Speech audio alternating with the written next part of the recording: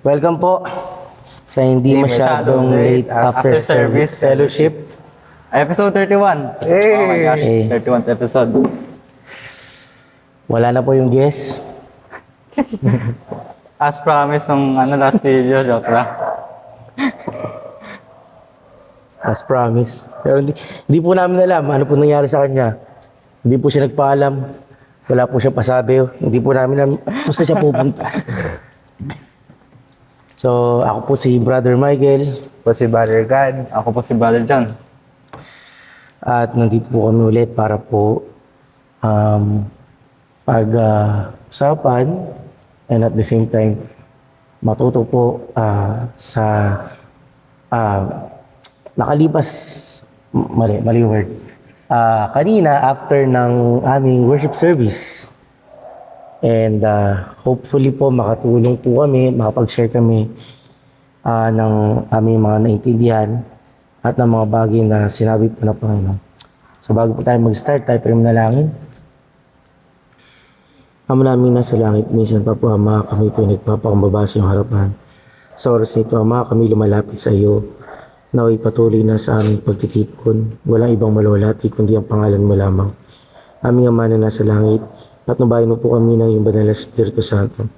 Naway tulungan na po kami Ama na matuto, patuloy po na magpalakas sa pamamagitan po ng pagninilay-nilay sa iyong mga salita. Hayaan mo kumilos ng malaya ang iyong banal na Espiritu Santo sa aming kalagitnaan at patuloy Ama na ikaw magbigay sa amin ng karunungan. Tulungan mo po kami na magkaroon ng pananampalataya kagaya ng sa aming Panginoon Jesucristo. Hayaan mo Panginoon na patuloy na sa lahat ng aming mga pag-uusapan, ikaw lamang Panginoong Diyos ang siyang tunay na may taas. Naway pagpalain mo rin po Ama ang mga makikinig sa programa na ito Panginoon sa ikatitibay po ng pananampalataya. Minsan pa po Ama, hinakin po namin ang katagumpayanan ng gawain at patuloy namin ibinabalik po sa iyo ang lahat ng papurit at salamat sa pangalan po ng aming Panginoon Jesus. Amen. Okay. So, ano po yung worship service kanina? Start tayo guys. Kanina pinag-usapan natin ang surrender in full. The fullness. So, kanina habang nakikinig, parang naging topic natin kanina is about surrendering. So, gusto ko lang i-share yung parang naging understanding ko. But, kasi kung makikita natin, parang meron siyang connection sa nung tinuro nung this last Friday about serving God. Ano po ba? So, basahin na natin yung main verse natin sa James chapter 4.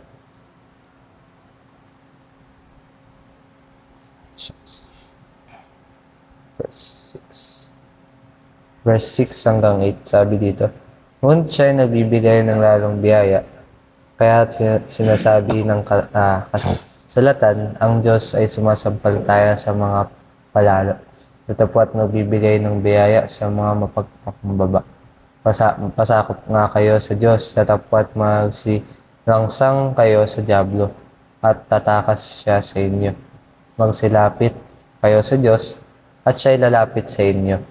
Maglinis kayo ng inyong mga kamay, kayong mga kasalanan, at dalisayin ninyo ang iyong mga puso, kayong mga dalawang akala. Amen. So kanina, we talked about surrendering. Ano po ba? And sinabi sa atin ng ating pastor na mostly ang purpose ng pag-surrender is having no reservation for ourselves. Saan, tinukoy doon ng ating pastor na yung mga reservations din, it still focuses onto us. Kung saan, we still serve sa ating Panginoon Diyos, but still meron pa rin part sa atin na ginagawa natin to para sa sarili natin. Or may mga part pa rin tayo na minsan nahadlangan tayo since may mga ginagawa tayo dito sa mundo. And that part is ayun yung mga reservation natin para sa sarili natin. Kaya kanina diba tinanong sa atin kung have we really surrendered ourselves to the Lord? Kasi we have different types of standards kung paano ba natin sinurrender yung sarili natin. Ngayon sabihin natin, we're serving God. And pwede natin sabihin sa sarili natin, we have surrendered ourselves na. But really, ayun ba yung kasabihan na parang you have really surrendered yourself? Diba?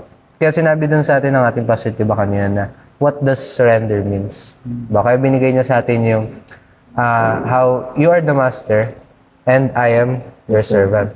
Diba? You are my father and I am your child. So, i-share din sa nung Friday, diba? How ang ganda ng tinuro sa atin about dun sa story ni Nehemiah.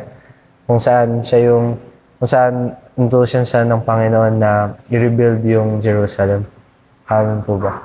And may kita natin na nakakamangha yung stats or parang ni Nehemiah.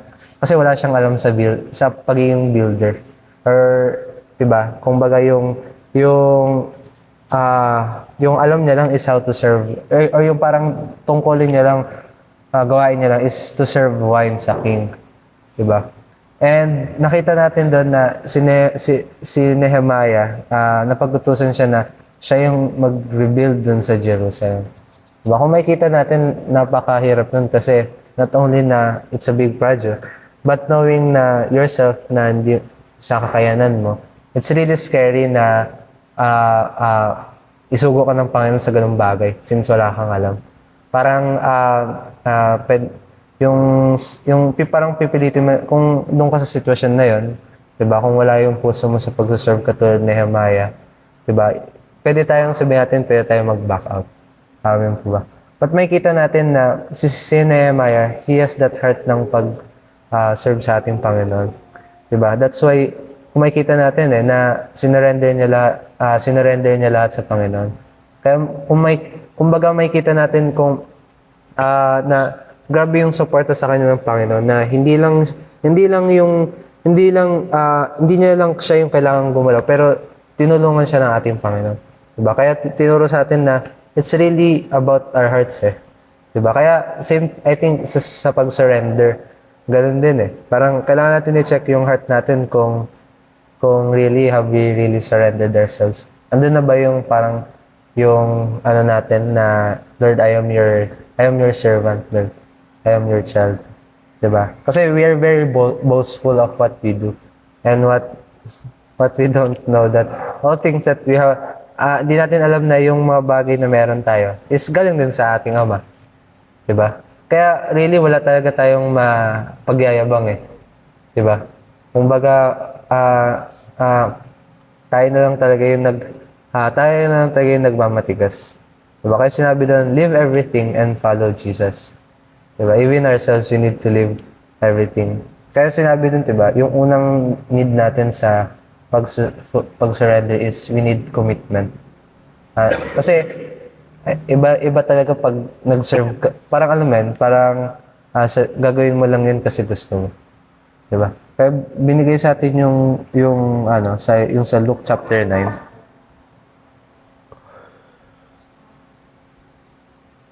Luke chapter 9, verse 57 up to 62. Sabi doon, at paglakad nila sa daan ay may nagsasabi sa kanya, susunod ako sa iyo saan ka man pumaroon. Sinabi sa kanya ni Jesus, may mga lungga ang mga sora at mga ibon ng langit at mga pugad. Natapwat ang anak ng tao ay walang kahigigan ng kanyang ulo at sinabi sa iba, sunod ka sa akin. Datapwat siya'y nagsabi, Panginoon, tulutan mo muna ako, makauwi at may libing ko ang aking ama. Datapwat sinabi sa kanya, pabayaan mo ilibing ang mga patay, ang kanyang sariling mga patay. Datapwat yumaong ka at ibalita mo ang kaharian ng Diyos. At ang iba naman ay nagsabi, susunod ako sa iyo, Panginoon, datapwat pabayaan mo akong magpaalam muna sa aking kasambahay ko. Datapwat sinabi ni Jesus, walang taong paghahawak sa araro at tumilingon sa likod ay karapat-dapat sa kaharian ng Diyos. Diba kung dito sa pagka-understanding ko na katulad ng sabi ni Pastor na many follow but they can't leave everything behind. Diba? I think, diba, katulad ng sinabi dito, hindi naman niya tinatakot yung mga susunod sa kanya. Katulad ng sinabi ni Jesus, diba, na kung sinabi niya yung situation niya dun sa susunod sa kanya. I think di naman din parang sa pagtatakot, but it's like, alam niya yung heart ng tao na yun. Kaya he wants to warn him na kung susunod ka, ito yung kalagayan. Kasi ganun yung tayo, diba? Parang pumapasok tayo sa mga commitment natin, but hindi natin na-understand kung gaano kalaki yung commitment na binigay sa atin. Kaya sabihin natin, yung ministry natin is simple lang. But I think everything na ginagawa natin sa ministry, it becomes so great pag meron tayong commitment. Kumbaga, katulad ng dito, kung magsusurrender tayo, dapat alam natin na yung commitment na ibibigay natin is hindi lang yung dahil gusto natin. Diba? Isa rin dun sa binigay, diba, sa Matthew chapter 9 verse 4. At pagkaunawa ni Jesus sa kanilang mga kaisipan ay sinabi, bakit nag-iisip kayo ng masama sa inyong puso? Diba? When you surrender your life, it's no longer yours, but it's for the Lord. Amin po ba? Kaya nga I think pag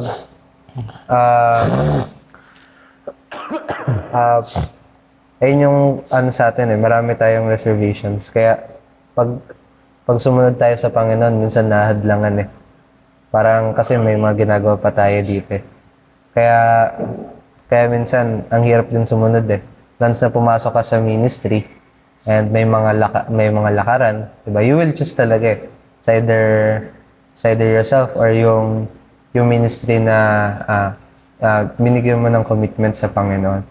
I think it's better to understand na once na you have surrendered your life, your life is no longer yours. Katulad ng sinabi Pastor na you're a servant and the Lord is your master. Diba? Sabi rin sa Acts 20:28, sabi dito.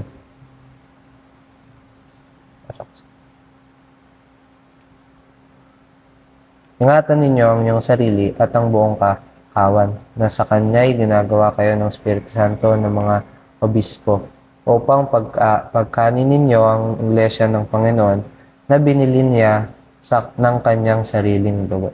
Diba? Kaya makikita natin, we're already for the Lord. Diba? We belong sa Kanya. Kaya dapat ma-understand ng church na yung master natin is isa lang. Kaya sinabi dun diba sa Matthew 6:24 na we can't serve two masters. Kasi mahati tayo I think hindi natin mabibigay yung full natin kung still kung may master pa rin para sa sarili natin. Kasi I think hindi lang naman sa pera yan But yung biggest deal natin sa pagiging master natin is yung sarili natin. Diba? Kaya katulad ng sabi ng pastor natin, diba yung team natin ngayong year is a Christ-like faith. Diba? Kumbaga, kung titignan lang natin yung buhay ni Lord, diba? He became a man and diba, really humbled himself in front of God. Makikita natin na grabe yung ginawa niya. Kung titignan mo bilang son of God, really binaba niya yung sarili niya. Diba? He really surrendered himself dun sa will ng Diyos Ama. Kaya makikita natin kung yung team ng church natin is to have a Christ-like faith. I think kung we need surrender dun sa ating Panginoon. Kung really gusto natin yung faith katulad ng ating Panginoong Jesus. Diba? And pangalawa doon, sabi doon na kailangan dependent tayo sa Panginoon. Dependent to the Lord. Sabi doon sa John chapter 15 verse 5. Sabi doon, ako ang puno ng ubas, kayo ang mga sanga, ang natili sa akin at ako ay sa kanya. Ay siyang nagbubunga ng marami sapagkat kung kayo hiwalay sa akin, ay wala kayong magagawa. Diba? Kung makikita natin na kaya sa tingin ko, hindi talaga lahat, alam mo yun, andito sila sa church, but hindi lahat connected doon sa branch. But, Hindi sila sanga, no? hindi sila sanga. Hindi sila sanga. Kasi, kung sasurrender natin yung life sa ating Panginoon, we are for God and we are branches, di ba? And yung life ng branch, di ba, nanggagaling dun sa tree. So I think kung wala ka sa tree, di ba, same thing, you have no life and it's hard to connect, di ba? Kaya siguro may mga pagkawatak-watak. Kasi, Hindi sila sanga. Hindi sanga. Ibang sanga. Diba? Weeds. Kaya, kung hindi din natin, grabe yung example ng pagiging puno. Yung dami sabi natin, Pastor, diba, na, diba, iba't iba tayong mga people, diba? Hindi tayo pare-pares ng thoughts or hindi tayo pare-pares ng mga trip. But diba, in front of God, since we're connected to God, because we are His branches, we are connected to each other talaga. So it shows signs, diba, na if you're not connected sa mga brothers and sisters mo, still, di ka sanga. Diba? Kaya, knowing na He is the tree and we are the branches, we should know na if we're connected to the Father, dapat connected din tayo sa mga brothers and sisters natin. Kaya it's really important, diba, yung love. Yung patuloy yung pinag-usapan natin last, Kaya, doon sinabi din, kung babalikan natin yung main verse, diba? Sa James, doon sa 7. Since we have the Lord, diba? Really, yung kaaway, wala siyang magagawa eh. Diba? Sabi doon be subject therefore to God, resist the devil, and He will flee from you. But if you're really connected sa Panginoon, it's really hard for the devil na ma-take away tayo kasi connected tayo sa ating Father. That's why we can check talaga sa sarili natin eh. It will show signs kung really na have we surrendered ourselves to the Lord, or 'di ba? Yung commitment ba nandun na, or 'di ba? Makikita natin, are we really dependent sa Panginoon, or still yung dependent pa rin tayo sa sarili natin? Kaya 'di ba sinabi na let's trust Him and surrender in full. Kaya ayun yung umano sa akin. Kaya nakikita ko na yung connection sa turo ng Friday, really, diba, makikita natin na sinurrender ni Nehemiah yung sarili niya. He became dependent sa Panginoon and he became committed. And makikita natin grabe yung support sa kanya ng Panginoon. I think it's same with us na we're afraid kasi na i-surrender lahat eh. Kasi kung sinurrender natin lahat sa Panginoon, diba?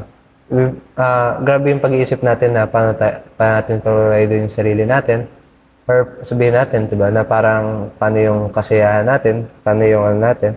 At we're forgetting na yung sinasurrenderan natin is yung Father natin who knows our heart, diba? So I think if we surrender ourselves sa Panginoon, siya yung bahala sa atin eh. Diba? Kahit sabihin natin yung ministry natin and we are assigned dun sa. Kaya nga nung Friday, natatawa ko, tatawaan ako eh. Sabi ko, president ako pero wala akong ginagawa. president ako sa youth ministry, wala akong ginagawa. Then sinabi ko kasi yun sa kalahati na kung pwede kayo magre-elect. Kasi hindi ako bagay maging presidente.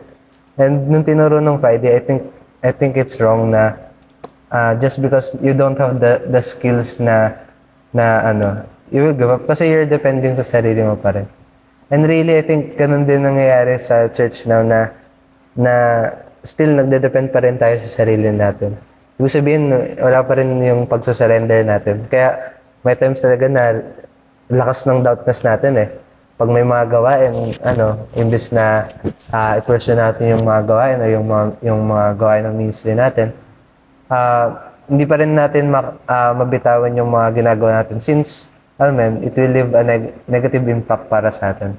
But kung ma-understand natin yung tinuro kanina, if you really surrender, I think si Lord na yung bahala sa mga ganun. Yun lang yung yung share. Sige dyan. Ano. Sige, sige. Sige lang, sir. Hindi, wala. Gumanon lang ako. Nag-change ano ka? Religion? Hindi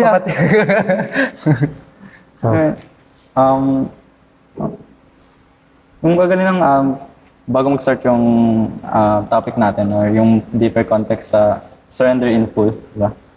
Tingnan lang muna tayo. When we hear the word surrender, ano yung kumbaga, pumapasok sa isipan natin?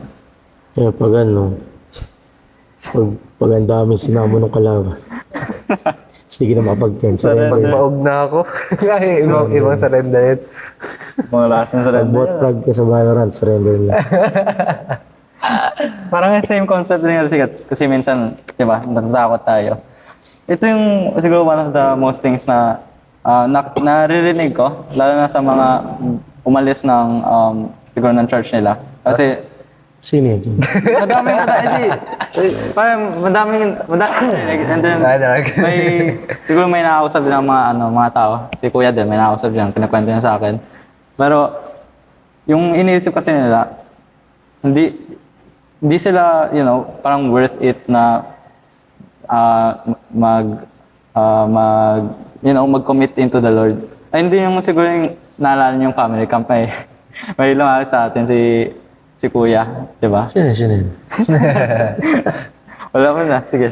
Pero Baka may kayo na, lumaki. hindi ako kasama. Hindi ka Sino yan? ayun yung one of the things. Tapos,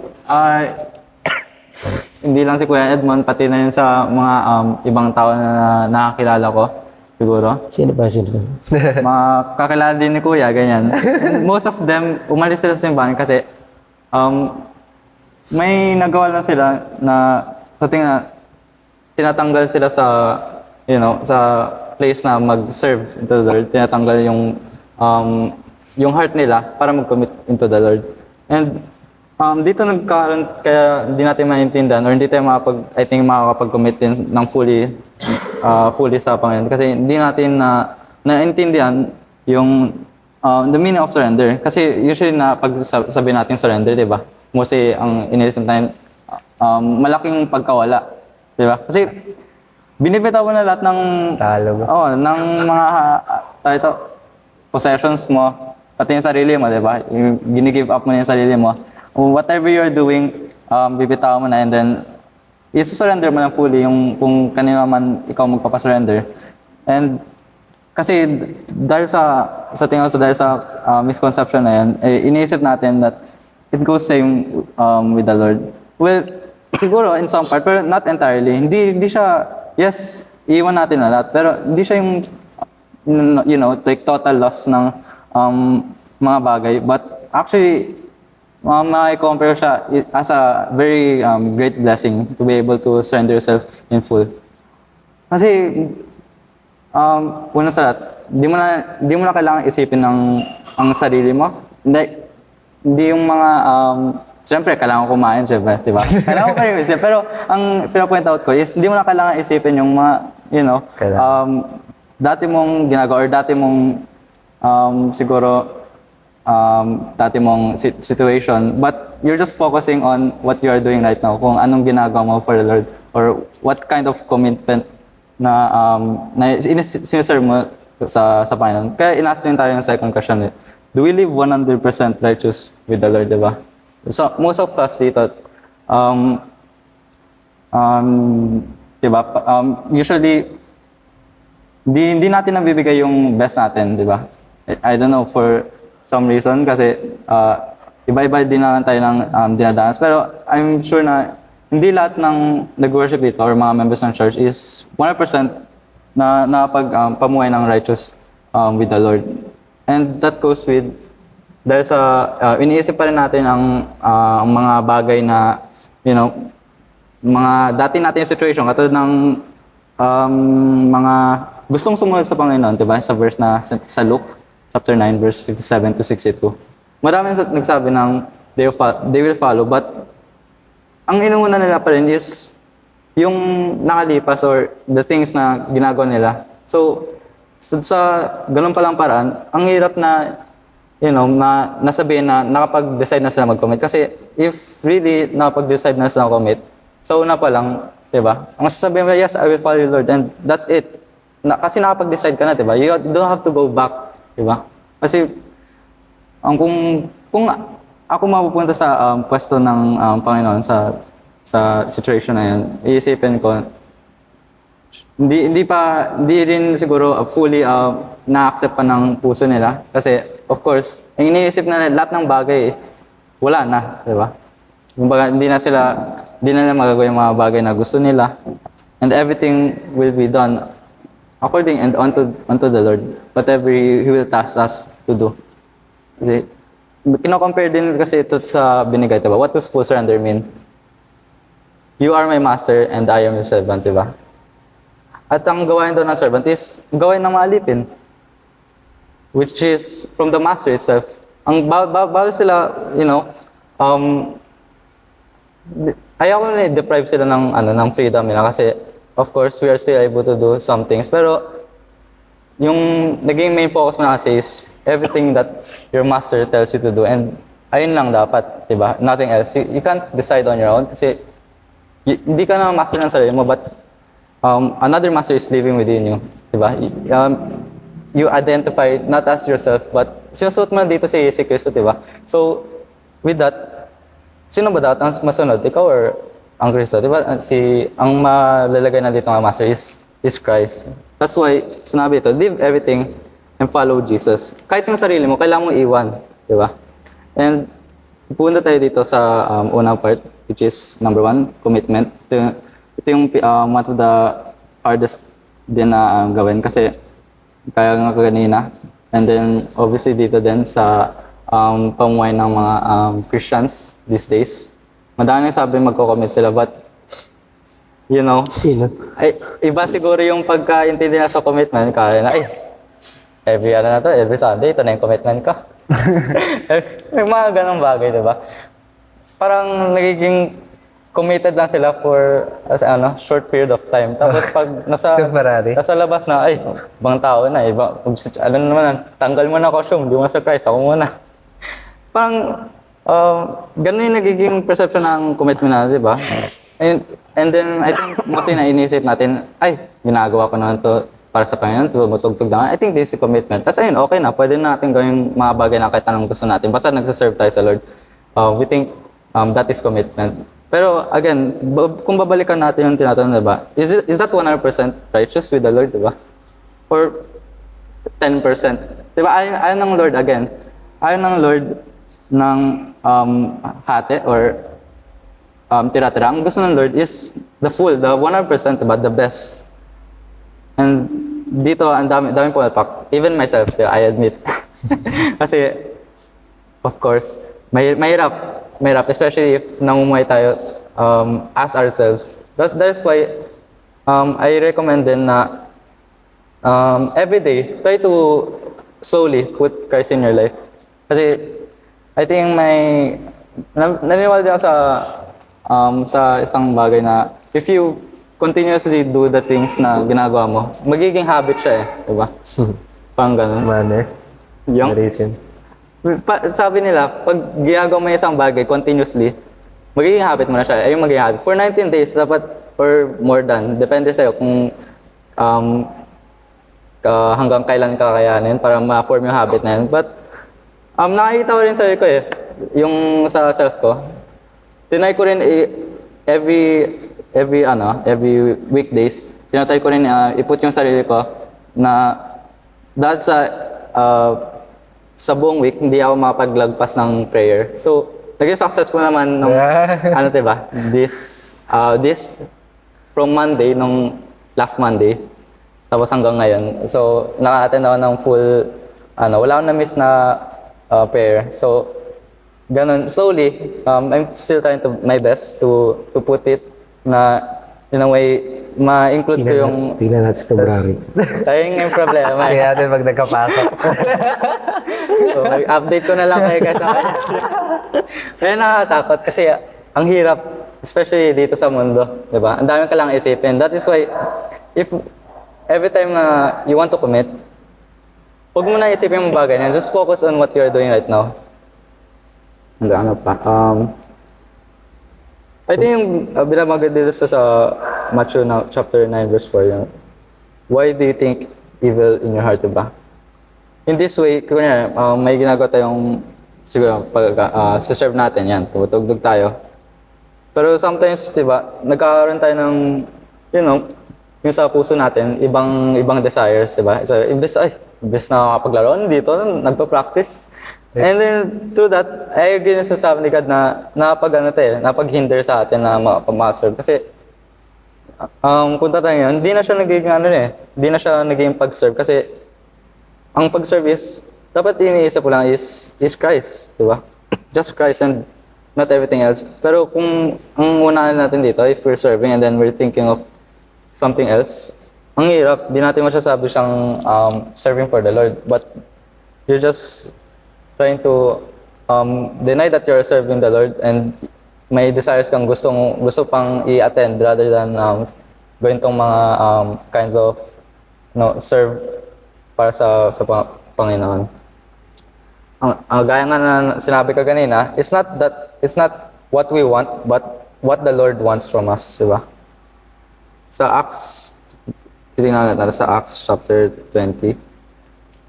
Acts 20 verse 24. What's up? Okay, sa Tagalog. Datopat hindi ko minamahal ang aking buhay na waring sa akin ay mahalaga. Maganap ko lamang ang aking katungkulan at ang ministeryong tinanggap ko sa Panginoong Yesus na magpatotoo ng ebanghelyo ng biyaya ng Diyos. Diba? Kahit makita natin mismo sa verse na ito, diba? Tinatin ito iparating sa atin that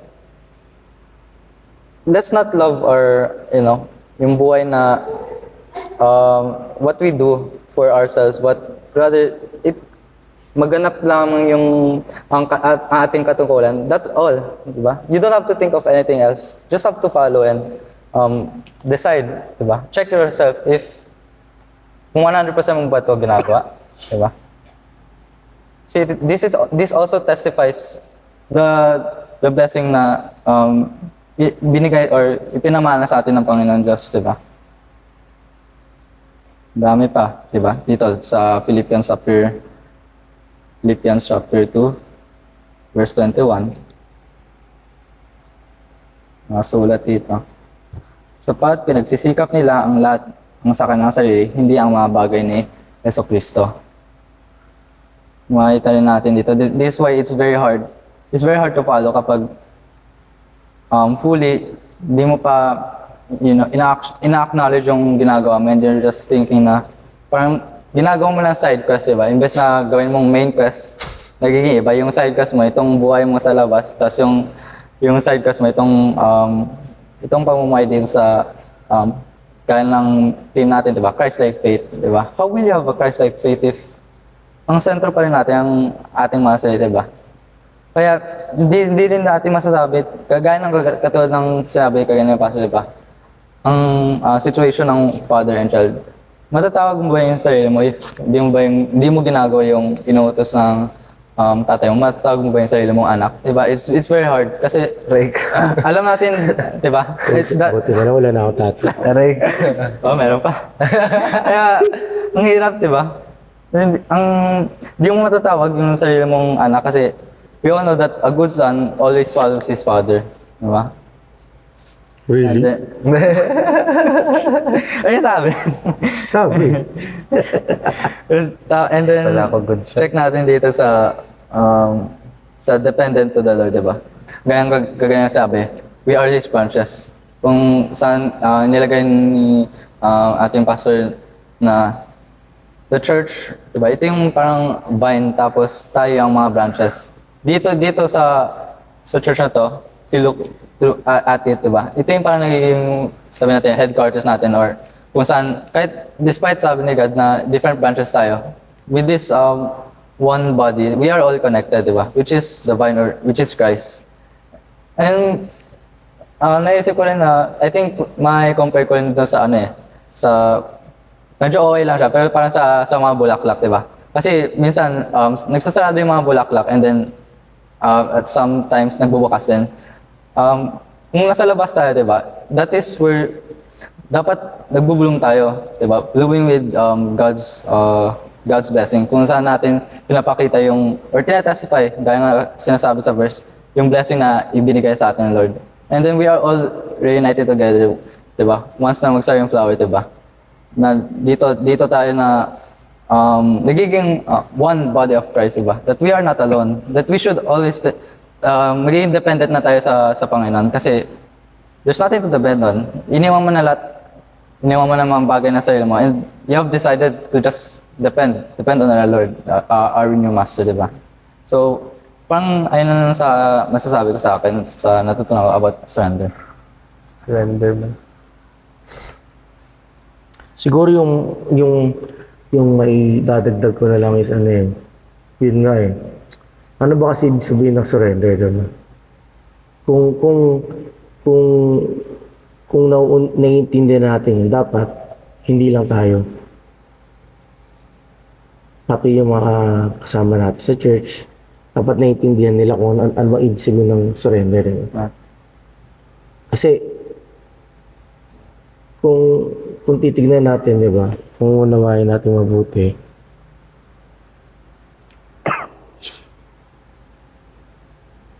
pag sinabi mo kasing surrender,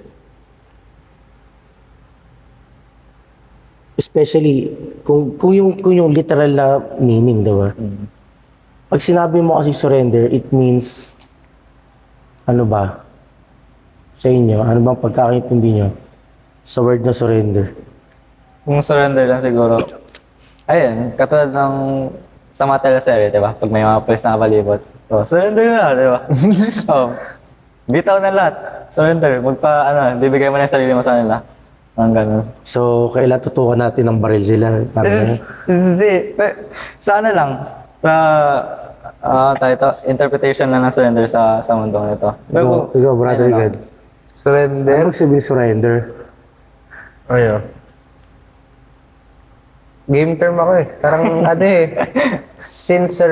Kung ano yung kasi term ko is, siyempre pag surrender talo. Ano eh, binibitawan mo yung ano eh, since efforts mo, wala eh. Yung ginawa mo, parang bibitawan mo. Kasi since ano, wala na.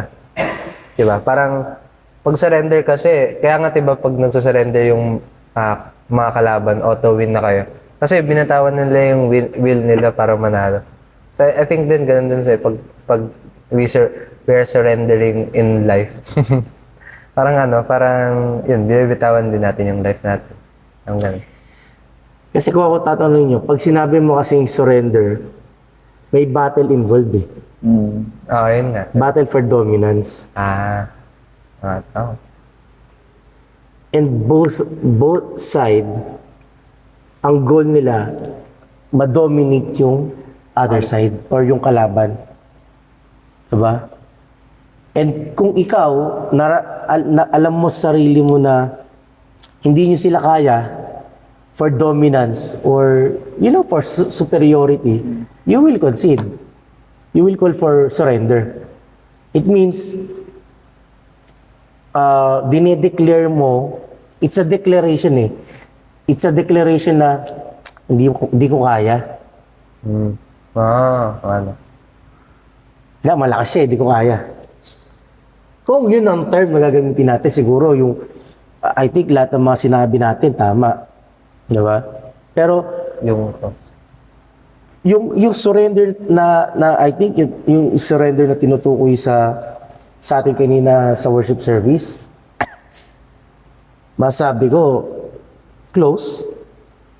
Pero I think, pag sinabi mo kasi surrender, sabi nga dito, it's, fully yielding your will, plans, and control to God's authority. Meaning talagang isusuko mo lahat. Di ba? And I think, bakit nahihirapan ang mga mananampalataya na mag-surrender sa Panginoon? Kasi tinitignan nila yon. Na pag sinabi kasi surrender sa Panginoon, ang tingin kasi nila, tama yung sabi mo eh, I think ang pumapasok agad sa kanila, walang freedom. Kasi when you fully surrender yourself to someone, let's be honest, Wala yung freedom. mawawala ka ng freedom. Why? Because you are bound. to submit to that dominating power. And I think, yun ang isa sa mga reason bakit hindi nakakapag-surrender ang isang mananampalataya. Misconception. Moreover, hindi siya nakakapag-commit. Kasi, yun na nga eh. Ang ganda nung ano, di ba? Yun nga, tama nga eh. Tama nga kayo. Paano naging pagpapala yung surrender? Di ba? If you're going to surrender yourself to God, yes, it's a blessing, pero paano siya naging blessing? Di ba? Eh sa mga terms na binigay nyo, sa mga terms na tinuro ng Panginoon sa atin, full surrender means like a relationship of a master and a servant. Di ba? Doon pa lang, ibibase na natin, of course, God is our master. Jesus is our master. Pero if we are His servants, then, what is a life of servant? Following ano. Does a servant really have freedom? No. Sa totoo lang, wala.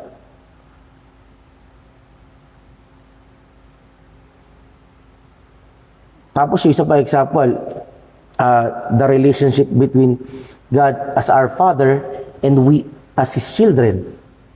Diba? Of course, kung titignan natin example sa isang household.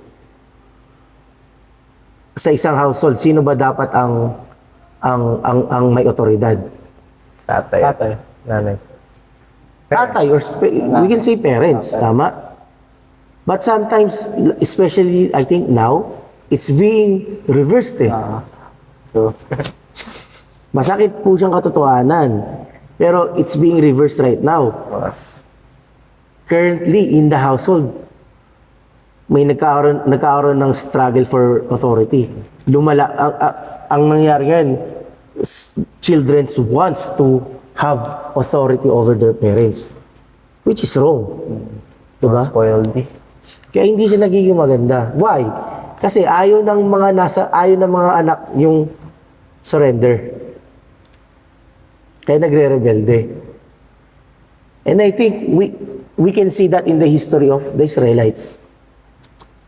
When they are in Egypt, they also said they will full surrender to God. Lalo na nung humarap na ang mga Israelita sa Diyos sa Mount Sinai, when God gave them the law. 'Di ba? When the Israelites accepted the law, it is the moment that Israel declared they will surrender or submit to God. 'Di ba? And yan, sabi nga kanina, lahat tayo dyan nag-aamin. Pero I think, naunawaan ba ng Israel? No. Lumipas ang panahon. They rebel against God. Hirap pala. In same way, in our present situation right now, I think ganun din ang nangyayari. Bakit maraming mga mananampalataya hindi nakakapag-commit or fully surrender themselves to God? Because they do not understand what is surrender.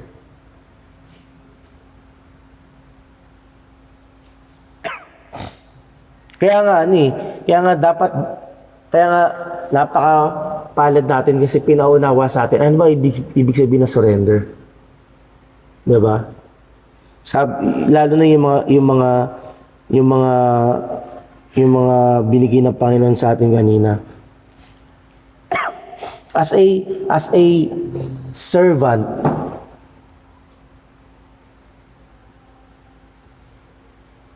you have a limited actions. You cannot control fully. Or I mean, you cannot control yourself 100%. Why? Because you are a servant. Same way na ito yung kailangan natin makita eh. Ito kasi yung magiging status natin. Ito yung magiging status natin once we deny ourselves. Why? Because the world, yung mga katawan kasi natin, this body, especially our body, ang gusto kasi nito, dominance. Gusto nito, ito nasusunod. That's why, ito yung nagiging reason bakit hindi tayo napapalapit sa Panginoon. Ito rin yung nagiging reason bakit tayo nalalayo sa Panginoon. Why? Because our body doesn't want to be submitted to God's authority. Because our body doesn't want to become a servant. Pero sabi nga, di ba, doon natin naunawaan na hindi porket servant tayo ng Panginoon Hesus, servant talaga tayo. Meron ditong kalakip na freedom. Ano yung freedom? Ano yung freedom natin as a servant? Follow him. To follow him. How? Balagay nyo, kung tayo ay tinatawag na servant, kasi sabi dun full surrender means Jesus Christ as our master and we are His servant. So kumbaga, pwede natin sabihin, ano ang positive benefit ng pagiging servant? Realization tayo. Sumunod.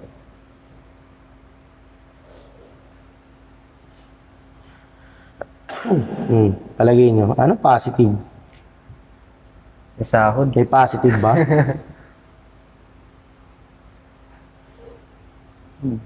Ay, yung ano, di ba, binanggit na, the devil will feed you, di ba? Kasi kapag mas lumalapit ka sa Panginoon, lalapit yung Panginoon. And in that way, na nadadrive out, gaya nga sabi ko kaya, nadadrive out yung devil, natatakot sila sa inyo. And then, siguro, isa pang benefit is, na nagkakaroon din tayo ng identity hindi para sa ating sarili, but identity na that we are Christ's son. Ano naman? Anak tayo ni Jesus?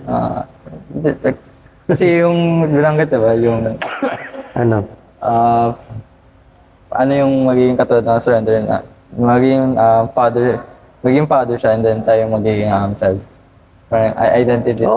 Yun yung pangalawang definition ng surrender. Nandun pala tayo sa master servant. Ano ba? Ano ba ang positive? Kasi, sige, baguhin natin yung tanong. Yung pagiging servant ba sa sanlibutan, maganda? Hindi. Of course, hindi. Tulad nga na sinabi ko, di ba? Limited free. Pwede na natin example ng mga katulong. Di ba? Although pinapasahod sila, they are obligated to do things kung ano man ang kailangan ipagawa ng amo nila. And I can say, may authority ang amo sa kanila. Tama? Pero what about being a servant of Jesus Christ? If Jesus is our master and we are His servants, anong positive dun?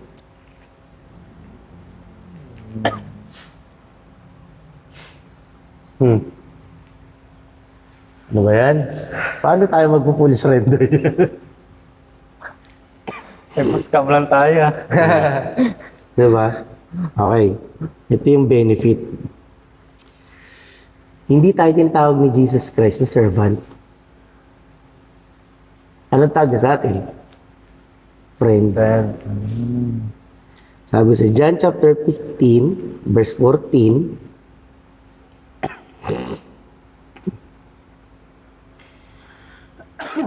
sabi dito, kayo'y aking mga kaibigan. Kung gawin ninyo ang mga bagay na aking inuutos sa inyo. Stop muna tayo doon. If Jesus Christ is our master and we are obeying Him, based sa sinabi ng Panginoon Jesus mismo dito, hindi niya tawag na servant. Kaibigan. And then, kung tutuloy natin verse 15, Hindi ko na kayo tatawaging mga alipin, sapagkat hindi nalalaman ng alipin kung ano ang ginagawa ng kanyang Panginoon. Ngunit tinatawag ko kayong mga kaibigan, sapagkat ang lahat ng mga bagay na narinig ko sa aking Ama ay mga ipinakilala ko sa inyo. Ito yung second benefit na positive. Once you are servant of Jesus Christ, first, you are considered a friend. Second, He will tell you all pwede natin sabihin dito, secrets or messages or everything that is from the Father. Ibig sabihin, kumbaga, pwede mo nga sabihin, may perks. Di ba? Sabi niya dito eh, Benefits, friends with benefits. lahat ng mga bagay na narinig ko sa aking Ama ay mga ipinakilala ko sa inyo. Meaning, He will share everything. He will say everything. He will tell everything. Walang secret-secret sa atin, sa Panginoon. That's the perks. Ganun din. That's why talagang close. Yes. Ito yung masabi natin na positive. Kasi, let's be honest, pag ang mga servant dito sa lupa, hindi naman ganyan eh. Alam mo ba kung ano ang iniisip ng amo mo, di ba? Hindi. Alam mo ba? Ito yung mga perks. And then, dahil ito yung tingin ng Panginoon Hesus sa atin, what about naman doon sa second? Meaning ng full surrender, which is God is our Father and we are His children. Diba? Dito ngayon papasok na kung si Jesus Christ ang tingin sa atin, hindi servant kundi kaibigan, si God naman ang tingin sa atin, anak. Kaya nga, dito papasok ngayon na full surrender means you are being free. Baliktad. Hindi lang, saan ka pinalaya? Pinalaya ka sa sanlibutan. Kasi ang sanlibutan, ang gusto ng sanlibutan dyan, gawin mo lahat ng gusto mo. But you are being a slave. Grabe. Kaya tinan mo, kung unawain natin, di ba? So, kung sa world ka, of course, lahat gagawin mo para sa sarili mo eh. Pero ikaw gumagawa nun. Alipin ka pa rin. Ang nagpapakahirap, ikaw pa rin. Para sa'yo, para sa'yo, para sa'yo. But if we understand, being a fully surrender ourselves to God, sabi nga dun, di ba? Sa John chapter 1 verse 12. Datapwat ang lahat ng sa kanya'y nagsitanggap ay pinagkalooban niya sila ng karapatang maging mga anak ng Diyos sa makatwid bagay ang mga nagsisampalataya sa kanyang pangalan. And we understand that ito yung, kumbaga, isa sa mga perks ng pagiging ama natin ng Diyos. Because God see us as His children. God is the one who provides everything to us. Ano lang ang kailangan natin gawin? Surrender. Surrender. Surrender to be free. Oh my gosh. Kaya nga kailangan natin bitawan lahat eh. Kaya nga doon sa mga kapatiran natin na hindi pa nauunawa ng lubusan yung Sobrang baliktad. yung surrender. Mali kasi yung pagkakaintindi nila. Akala nila mababawasan ka ng freedom. No. Shit! Ano ako? Mas lalo ka magkakaroon ka ng freedom na maglingkod. Paglingkuran si Jesus Christ. Magbigay ng kalawalatian sa Diyos. This is one of the reason why we need to surrender. Baka yung tingin eh. Kasi kung yun nga, may isang talata na binasa, diba, sa Philippians chapter 2 verse 21, na sinabi doon, ginagawa ng, saan ba yan? Sabi dito, diba? Sapagkat pinagsisikapan nilang lahat sa kanilang sarili, hindi ang mga bagay ni Kristo. Meaning, these people thinks only for themselves. Even when they are in the church, even when they are serving in the church. Everything they do, it benefits them. Not Jesus Christ. Enslaved pa rin. Meaning, they are not fully surrendered. They are not fully committed. Because why? They want all of those things will come to them. Sabi nga, di ba? Kailan ba sinabi? Nung seminar ba? Or, nung anniversary natin, di ba? Bakit ba tayo naglilingkod? To give glory. To give glory to God. And how can you give glory to God? Paano ka lamang makapagbigay ng kalwalhatian sa Diyos? Kailangan mo mag-surrender. Kailangan mo muna mag-surrender. That's why we need to deny ourselves. Because magkakaroon ng tendency na once meron pa tayo ng lumang pagkatao, magkakaroon tayo ng desire na angkinin yung glory na yun.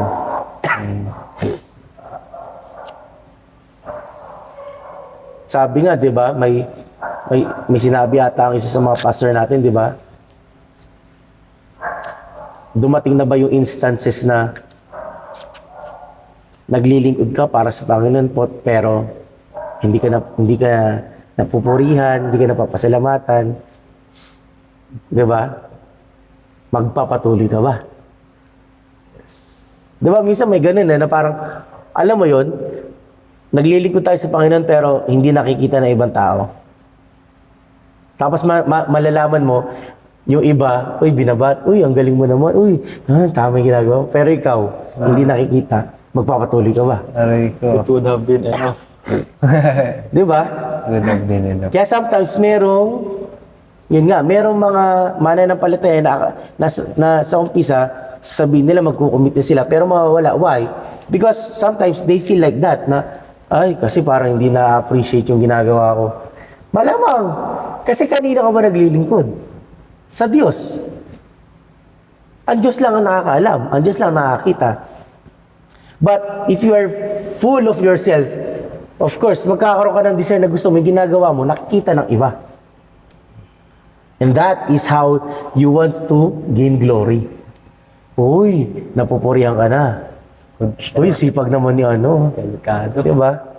That's why it's yun yung sinasabi sa atin na we need to be careful, we need to check our hearts.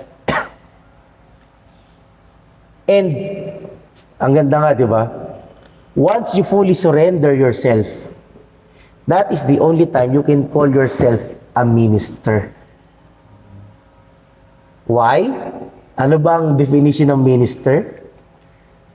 Sabi ng Friday, di ba? Working for God, not yourself. Minister in Greek means diakonos or deacon. Meaning, emphasizing humble service to God and others before self. So, before self. Others. So meaning, everything you do, sino ang magbe-benefit? Others in the Lord. God, not you. Kaya, kung maglilingkod ka at pagod ka na at hindi ka napapansin, you need to continue. Ganyan talaga, boss. Diba? Kaya nga, di-differentiate talaga natin ang isang manggagawa kung nagmi-minister ba siya o nagtatrabaho. Kasi sabi, di ba, kapag nagtatrabaho ka, of course, you are working, pero ang nagbe-benefit niyan, sino? Ikaw. Kaya ka nagtatrabaho eh. Sahod ba? Sahod. Kasi ang hinihintay mo dyan, yung result nun eh, at the end, sino makikinabang? Ikaw. Kita, oy. Pero ano ba dapat? Ano ba yung nakapagbigay kalwalhatian sa Diyos? Di ba? A person with full surrender.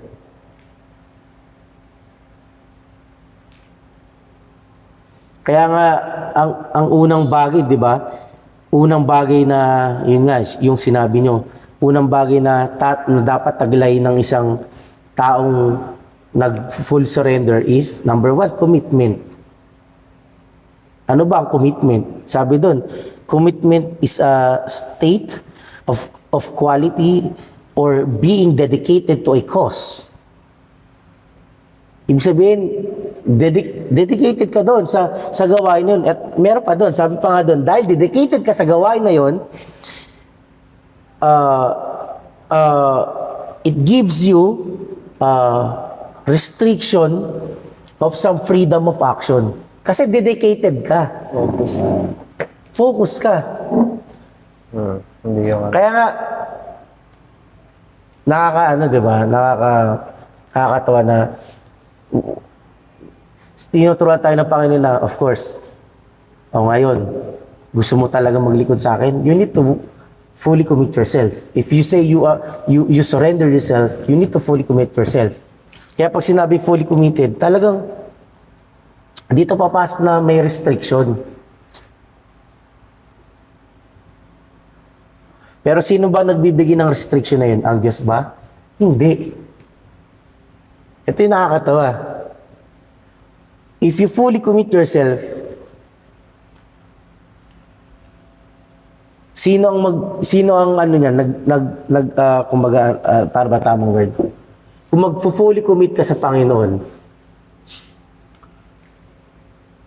sino ang magbibigay ng restriction?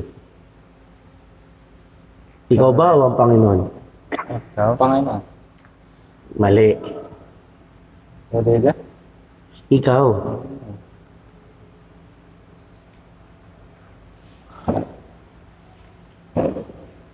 Kaya nga sinabi ng Panginoon, di ba, deny yourself. Carry your cross every day. Follow me. Kasi tingnan mo, pwede ka naman sumunod sa Panginoon eh. Na hindi ka fully committed. Pero, do you think you will give glory to God? No. Kaya nga magbibigay ng restriction nun, ikaw.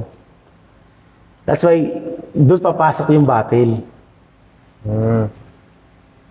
surrender. Lalo na, for example, kaya natatawa kanina eh. Sorry narinig. Natutulog ako pero nagising ako dahil sa anak ko. Naririnig ko yung usapan nyo about kanina na, yung mga hindi magbe-prayer, dapat pag walang prayer, hindi kayo pwede tumayo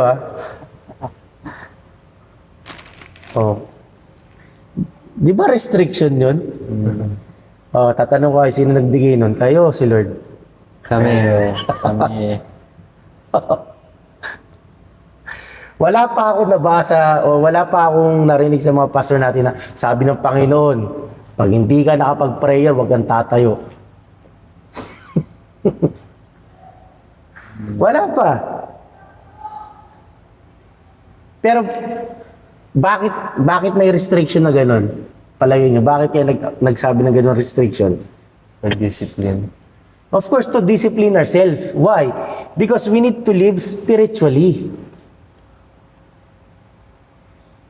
Di ba? If we are going to serve God, of course, we need to be spiritual. Kaya nga, piniprepare natin our mind, our heart, even our body. Kailan tawa ako eh. Ay, paano yun? Friday, pasok ako. Narinig at, ay, ganun ba? O sige, wag na. Natawa ako. Nani restriction. Di ba? Relieved. And then, yun nga eh, doon din papasok yun. Doon tinatawag ang commitment. Ang problema na wala agad.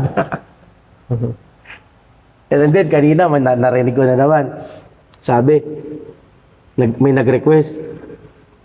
Ang sabi ng pastor natin, yung mga song leader, yung mga backup singers sa stage na daw. Sabi ko, ganda yan.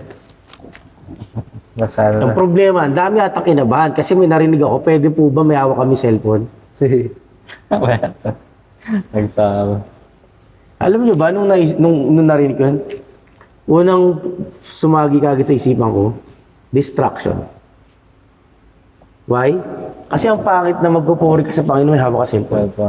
And then, nasa harap pa kayo. Pangalawa, hindi pa nga nag-uumpisa nasubukan na ba? Di ba? Alam mo parang nadadown ka na kagad, natatalo ka na agad. Meaning, doon pa lang wala nang commitment agad. Na-surrender. Kaya nga doon papasok yung restriction na dapat mag-practice, kabisado ang lyrics, ang mga kanta. Yun, restriction yun. Why? To train yourself. Tawag doon commitment. Yung problema, hindi pa nga nangyayari yung linggo. Alam na agad na hindi kaya. Di ba? Parang, That's why, kailangan talaga natin maintindihan eh. Di ba? Kailangan talaga maunawaan kagad natin, intindihan natin ano yung tinuturo sa atin ng Panginoon. Na, are we really? Kaya nga yung example doon, di ba? Pangalawa, ng isang mananampalataya na fully surrendered. Una, commitment, di ba? Na focus lang siya sa ministry. Focus lang siya sa paglilingkod, di ba? Pangalawa, sabi doon, dependent to the Lord. Nakadepende lang talaga siya sa Panginoon. Kaya nga in example sa atin, di ba? Paano yan? Pag sa prayer, actually, in example ng pastor natin kanina, si Daniel.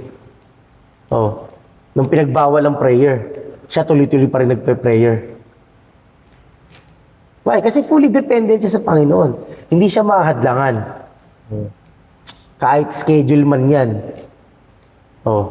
Kasi pinagbawal ang prayer that time eh. May oras na sinabi na bawal ang prayer sa ganito oras. Same thing. Dapat tayo rin. If we are considered branches to the Lord, it means we need to be always connected. Hindi tayo nadidetach. We need to be always connected to the Lord. Hindi tayo dapat nadidisconnect. Because once, yun nga di ba? Once a branch is disconnected, mahirap na siyang ibalik. And then number 3, sabi nga doon, di ba? Ito yung gusto ko eh. A person who fully surrendered, God will give him power to overcome the enemy. Kaya sabi doon, yung binigay na verse doon, James chapter 4 verse 7. Di ba? James chapter 4 verse 7. Ito yung sinasabi na, resist the devil and he will flee from you. Sabi doon, di ba, sa Tagalog? Sabi sa Tagalog, datapat magsisalangsang kayo sa dyablo at tatakas siya sa inyo. Pero paano mangyayari yun? Sabi doon, pasakop muna kayo sa Diyos. You need to submit. Why? Because we submitted to God. God will protect us. God is the one who will take care of us. Walang protection. Kaya nga nakakatawa eh. Kapag may struggle ang mananampalataya, kaya ko to. Kaya ko. Yes. Mali agad eh. Talo na eh. Talo na eh. Matik. Surrendered. Lalo na kapag, lalo na pag inaatake na yung paglilingkod niya, hindi, kaya ko yan. Kaya ko yan. The more na inaamin mo, the more na hindi ka nagiging dependent sa Panginoon. Mayabang. Yeah, mayabang. Diba? The more na may nakikita na sliver ng ikaw sa ginagawa mo, tawag dyan, you are not being dependent to God. Nagiging mayabang ka na. Kaya I think, maganda yun eh. Dapat talaga mag-prayer. I suggest, mas maganda yun, mag-prayer. Mas maganda yun. Hindi na nga kayo nakapunta ng Monday to Thursday, tapos Friday, ayaw dyan pa. Kasi dyan, nakakompleto. Oh. Complete ako. Sabi ko, tatayin ko sana po. Paano yun? Sabi nga din, paano yun, may trabaho ko. Hindi pumunta ka pa rin na Friday. Ibang oras nga lang. Hindi ka maatin ng Friday prayer meeting, mag-Friday morning ka. Kasi may Friday morning, di ba? Oh. Nakakatawa nga eh.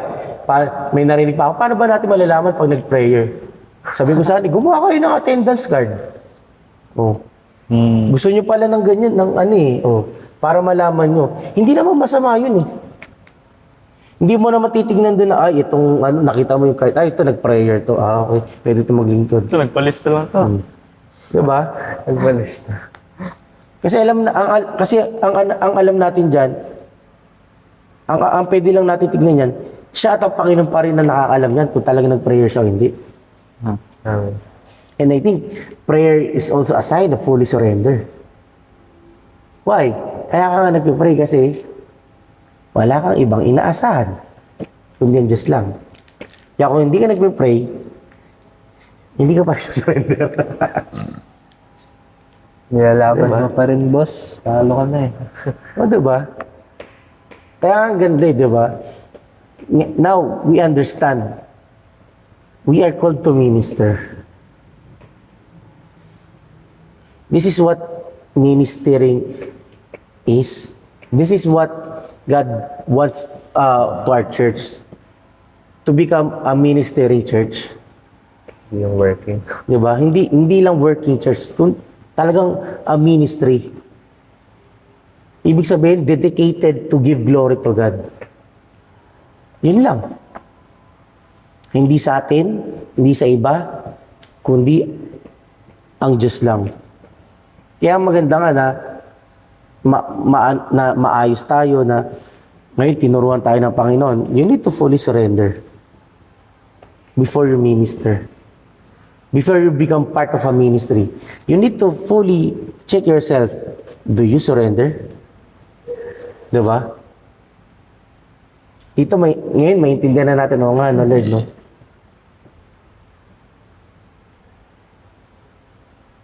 Kaya na ano ko rin o nga, no, dapat ganun din tayo.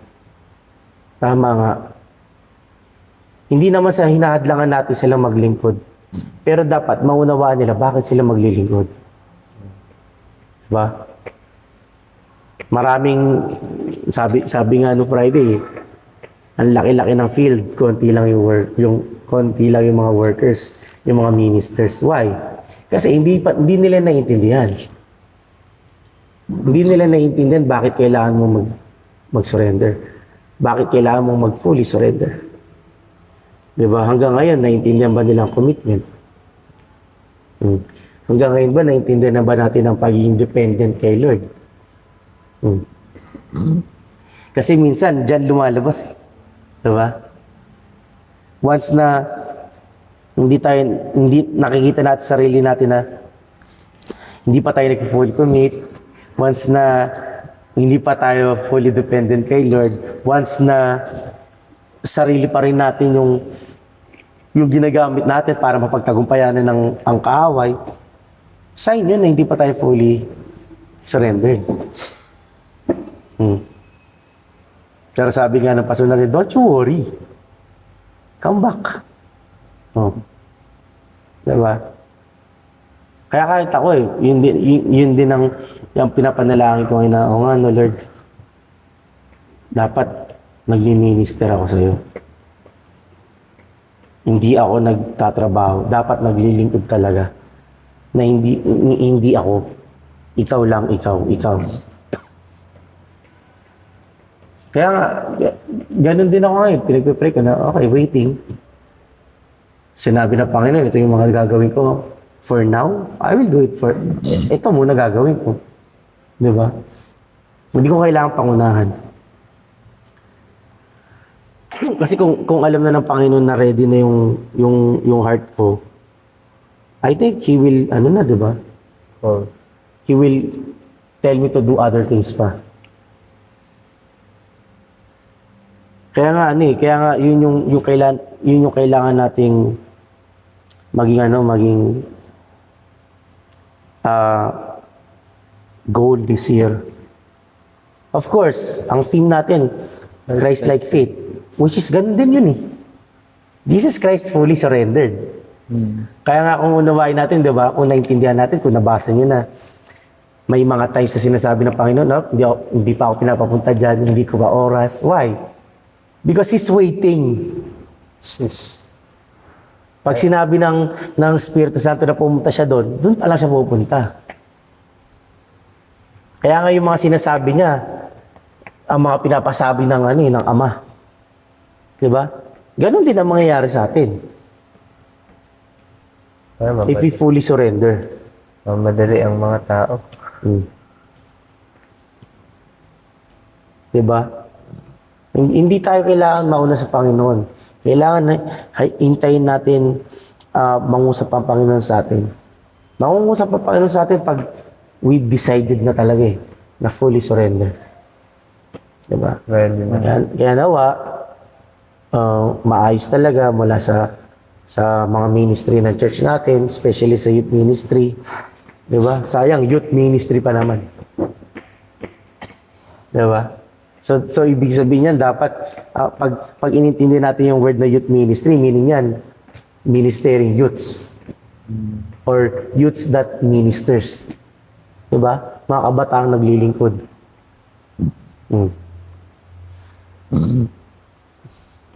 Oh my gosh. Di Department of It yung atin eh. Department kasi, depart tuloy, depart. Department talaga. Di ba? Yun ang kailangan natin gawin ngayon. Department of Youngster.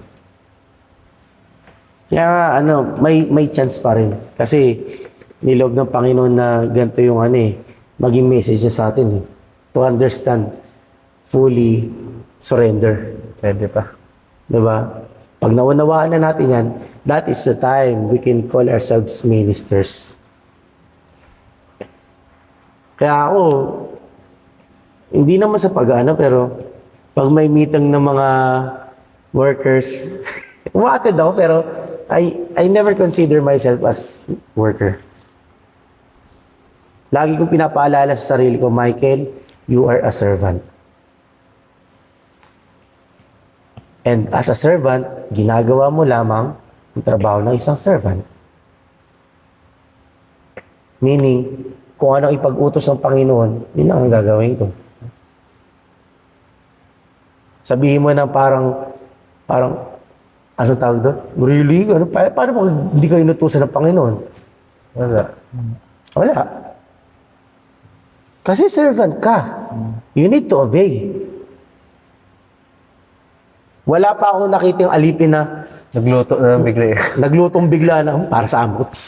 Paano kung di ka naman pinapaluto? Para saan yan? Para sa'yo. Di ba? Parang, of course, kung katulong ka, number one dyan, dapat naglilinis ka talaga ng bahay. Di ba? Pero kung may pinagawa na parang, alam mo yun, parang, ay, sige nga, araw-araw ko nga linisin yung kwarto ng amo ko. Paliguan ko kaya yung amo ko. Di ba parang, alam mo yun, di ba? Oh.